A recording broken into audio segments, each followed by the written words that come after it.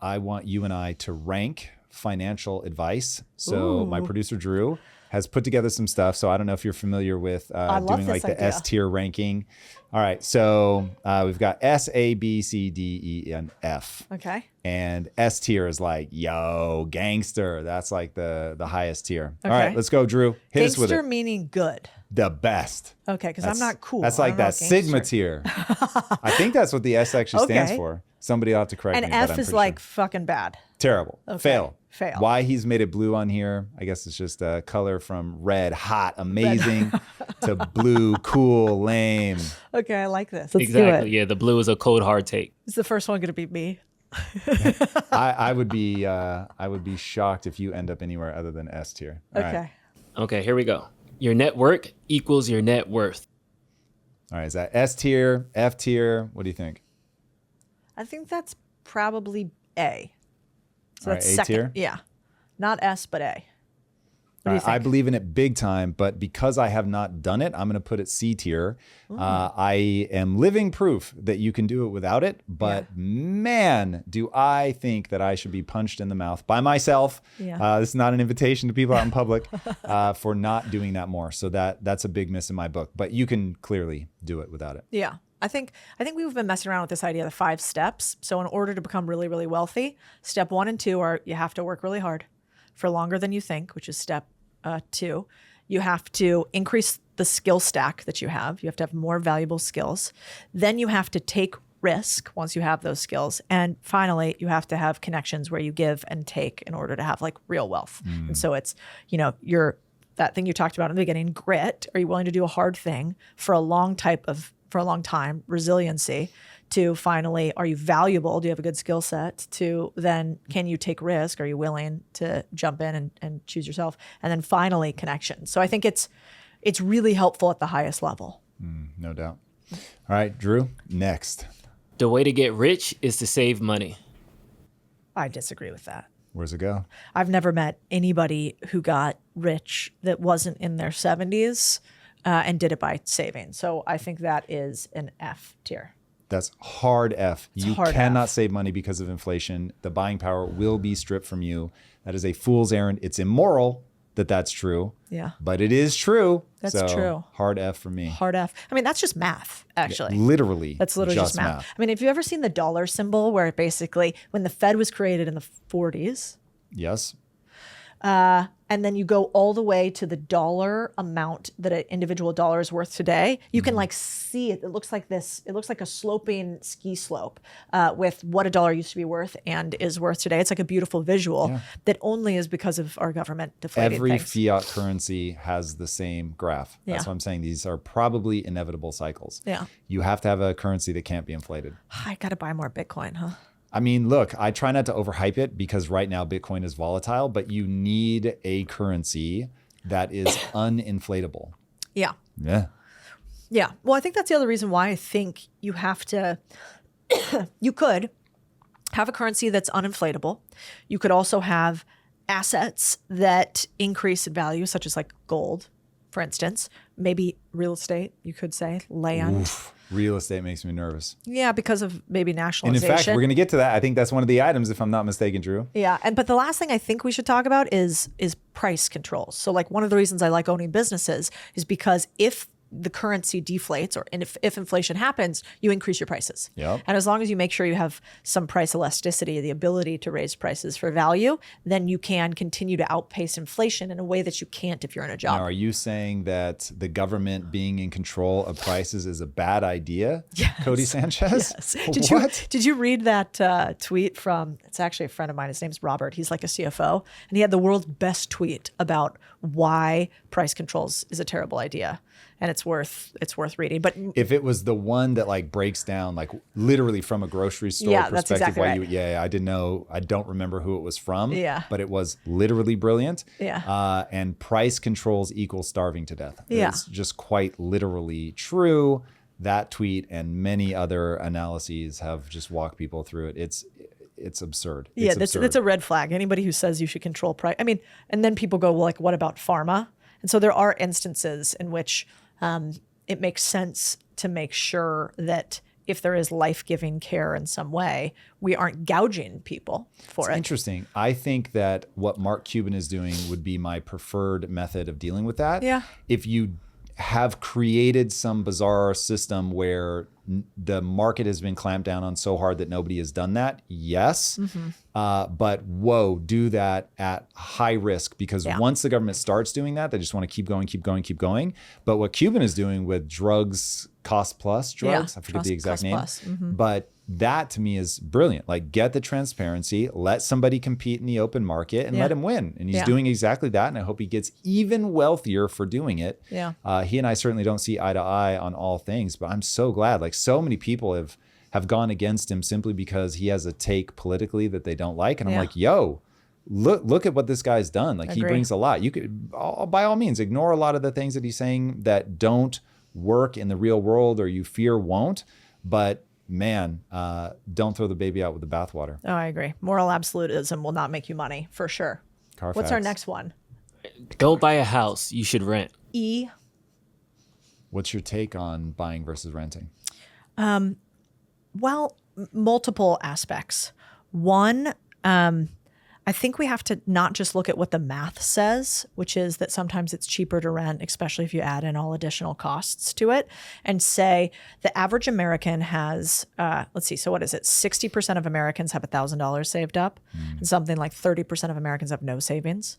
And so if that's true, and the numbers are anywhere near that, anything that we can do to have assets that increase wealth over time and mandate that we have an ability to save with earnings increases are probably good.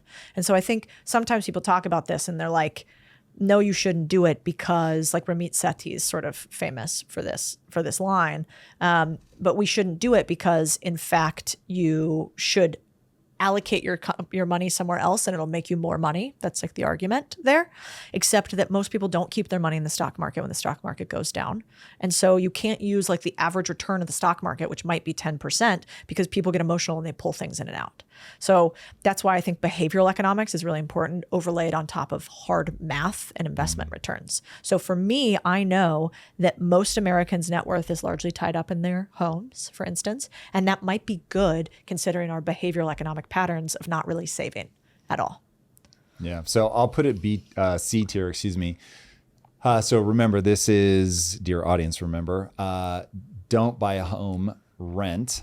And the reason that I think that that's actually mid-tier, it's not terrible advice, is dumb money should buy a house and leave the money in the house because it's going to be a forced savings account. The thing that I don't think people take into account with the house, all a house is doing is saying, pay an insurance policy and I'll make sure your money keeps up with inflation. Housing prices, it's not an absolute. It's rare that housing prices are going up because suddenly Austin is the hottest place to be. It obviously does happen. But for the most part, what's really happening is the value of the dollar is going down. And just to keep them equal, the house price appears to go up. But houses are extremely expensive to maintain, especially over long periods of time. And so you're basically just paying into an insurance policy to make sure that the money you save, because the government has done an immoral thing and they are printing money, that you're paying into this insurance policy to ensure that the money that you sunk into the house actually maintains its purchasing power. That's it. Now, you probably, on a long enough timeline, you are way better off putting that into the stock market or whatever, because you can just set and forget there. But to your point, the actual thing that people do is they buy low and they buy high and sell low. That's what people actually do. So there is some protection there for the average person who is probably buying the house because they love it, and not because of literally any other reason. And so cool. It's a thing that you love, that you're creating memories inside of. And if you keep paying that insurance policy, it will be there for you when you retire. I mean, the other reason that buying your own home kind of makes sense to me is that you can also use that as leverage. So you can take out loans against your actual property, but you can also take out. Most people shouldn't do. You could take out loans against your stock portfolio too, stock securitization. So you could technically take out both of them, but your house price is probably less volatile than your stock price. So maybe less risk there. And then you do have some tax benefits of write-offs you can do for it. Plus you maybe could turn that asset into multiple things with like income properties in it. But by and large, I think real estate is for keeping wealth, not making wealth. And so that's why I don't invest a ton in real estate, because the average home in the US, I was just at Bigger Pockets giving a little speech, and the average home in the US is somewhere between $300,000 and $400,000. And it was funny, I asked one of the guys there, I'm like, so how much money do you make on a $300,000 to $400,000 house? And he's like, well, if you buy it with cash, like $1,800. I'm like, hold up. Nobody's buying this with cash. Like if this is your first house, they're not buying it with cash. So with a mortgage on top of it. He's like, yeah, you probably make $140 to $150 a month. So you have a liability that's $300,000 to $400,000, and then you only make $50 to $150 a month on it. That's not great. That's terrible, given that something will break, it will go wrong, and it will cost a lot more than that. Yeah, exactly. So I think you're right. I don't think over time real estate is the way to make real wealth. But people in real estate hate me saying that, and it's definitely in some ways less risk, less volatile for sure. Yeah, the math is the math. The math is the math. Maybe that should be the name. You got it. Price, you gave me C for your net worth equals your net worth. So you can't use C for the house one. It got to be a B or a D? Then it's a D. Got it. Oh, man. Next one. Okay. Speaking of the stock market, the stock market is a gamble.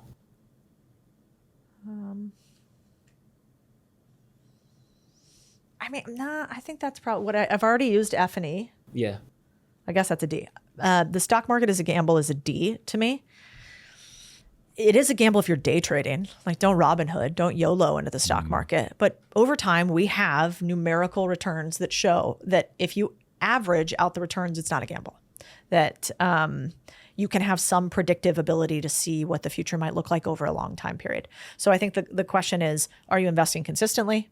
Are you investing for the long term? Are you not pulling money out? Are you using low cost investments? Because costs really eat into your returns in investing. And have you diversified your risk enough? And I still think, even though I hate a lot of what happens in the asset management industry, that over time there is a benefit to having diversification of income in the stock market. But I don't give financial advice. It's totally dependent on what you want to do. I'd much rather you built a business. It's interesting. Building a business as a way to secure the bag. And that, if I could do another F tier on that one, I would. Just because I don't think most people are going to be capable. I love the energy. I love where you're coming from, but I think the average person is going to fumble that. But to the question, I would just first like to say definitionally, the stock market is gambling, period, end of story. And if you think of the stock market as gambling, you're going to be in way better shape.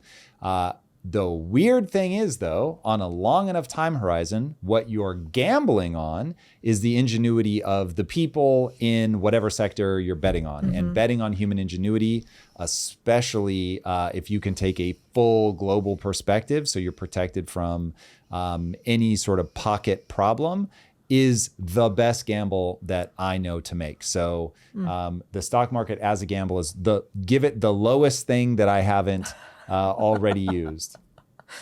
And if that's B, then I'm switching my previous home one up to B, and then this one goes to D or whatever. Flip-flopping more than politicians today. Yeah, well, because I don't know the full gamut here of the questions being asked. Between the two of us. That's an E for you. That's an E for you. All right, word. There it is. Yeah, two more. We're almost there. You should get out of debt as soon as possible. You should get out of bad debt, which I would define as high interest debt, where you are not out earning the interest as fast as possible. Yes. Whether you have low interest debt, long-term debt that you're able to out earn somewhere else, that I don't think matters. I don't think matters. That is very shrewd advice. It's interesting. You clearly have a mental model. The person that you're speaking to is very sharp, engaged. They know it. The mental model I have is somebody who is more likely to need a set and forget solution. So with all of your caveats, I agree. Like that, if you understand it that well, like you can leverage debt and get way ahead. But if you don't understand, debt is the one thing that will obliterate you. But what about a mortgage? Yeah. Mortgage is debt. Yeah, and in 2008, having a mortgage was pretty trash. And I can only imagine the number of people that got divorced because they lost their house because they were in an adjustable rate mortgage. 2008 hit, they couldn't make the payments. That's what I'm saying. With all your caveats, I love it the most. Oh, got it. Like if you're savvy and sophisticated and you get all the things that you just said, amazing. But as somebody who spends a lot of time in the world of crypto and you see people get liquidated like that because they're doing things on debt. Or like margin calls. That's really dangerous. People just... they go ham. And so I get super nervous. Yeah. So getting out of debt is, for the average person, getting and staying out of debt is S tier. Yeah. Ooh. Is the top.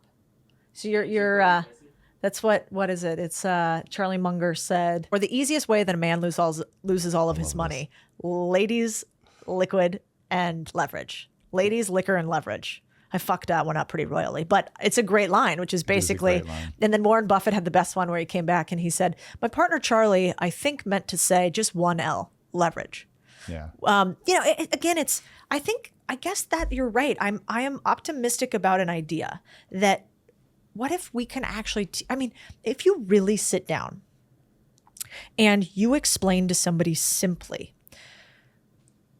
here's a calculator that shows you how much money you make in this scenario with debt and this scenario with debt. And they look at that calculator and they see an outcome that comes from it. I think we can teach more people how to, just like most people know how to do addition and subtraction, we could teach them how to understand finance. And I think the problem with our world today is that we don't have any financial literacy. And so this is a perfect example. It's like Charlie Munger and Warren Buffett says the easiest way to kill a man and lose all his money is leverage. And yet they're highly levered. To be honest, but it's really ladies. It really is. I mean, not to derail the conversation, but if you want to see oh God, who was it that said it? It might've been Sam Harris. And he was like, it was during the whole time where it was like, do men really have that much power over women? And Sam was like, hold on a second. Yes, there can be situations, no doubt. But what is the only thing you could ever imagine a highly successful man with a family and all of that? What's the one thing that he'll throw it away on? An attractive woman. Oof. It is crazy. And it's true, man. It's true. I'm totally derailing the conversation, but that is just it's ladies, gospel. Number one. Yeah. Ladies, most people won't take on that kind of leverage just because they don't understand it. Well, that's a good point. But the thing that people will ruin, that men will ruin their life over is a woman that is probably a little too attractive for their station in life. And men will just do dumb shit. The fact, Jeff Bezos, I love you to death, man. And I am so sorry I keep bringing this up. But the fact that Bezos has dick pics out there just tells you everything you need to know. Does he really? Yes. I didn't even know that. Well, that's how his whole thing got blown up. Oof. Was someone hacked his phone. And they were, I'm sure, trying to take down Amazon or something like that. So like, we're going to go after him. They tried to blackmail him. And he was just like, yeah, I'm having an affair. Yes, that is my dick pic. My wiener. And the fact that what I've done historically, I'm not going to be blackmailed. So he just stood by it. And credit to him, man. That's a baller move. Like he was just like, I don't do blackmail. So yep, it blew up his marriage. Just the fact that I can picture Jeff Bezos's face and like his bald head, and then what I imagine, I don't need that in my life. I am now picturing things about Jeff Bezos I never needed to picture. Here's the bad I can almost news. Imagine what it looks like. Like I feel like maybe they represent the two. This is a dark corner of the internet for me now. It's but that's the thing, man. Guys, there was a time, I would like to reflect, it was a very long time ago, but there was a time where I thought that women would want to see it, like that they would be I just thought you were going to say excited. that you sent dick pics. To my wife, yeah. There's no universe in which I could stop myself. With a serious face. And then, yes, I have, occasionally to my wife. And my wife is like, of course, she's very sweet, but both of us know that she doesn't care. So, I'm just very glad. Also, I don't think women actually, like the other financial advice that's F level is whoever said that women really want to see your isolated dick pic is a liar. That's an F. 100%. That's an absolute fail. In the F background, tier, the women are like 100%. Nobody wants to see that little naked mole rat out there squeaming around. Yeah, correct. Keep it to yourself, you know? Men are giving the gift they would want to receive. Because if my wife would like to take a quick pic and send it on any day of the week. You're into it. Yunega, I'm here for it. Just shoot it over. Yeah. We are wired differently. And there's been a few years of confusion here for a minute about boys and girls being the same, and they are not. So my inbox is open, Codie Sanchez. My wife can send them all day long. That's true. I don't think that most women are the same in that. That's how we can tell if you're a man or woman. Correct. Actually. Correct. Yeah. This is devolved give me your from take financial on... advice. Oh, we did start in the beginning that either we could talk about politics or fuckery. And now Exactly. we've devolved there. We've gotten both. Top ranked podcast. Thank you. Yeah, we're all the way. Do we have any more? Or did we get all of them? I feel like we hit all of them. I had a couple more, but the He's dick like, pic please conversation stop. was way better. It's like, please just stop.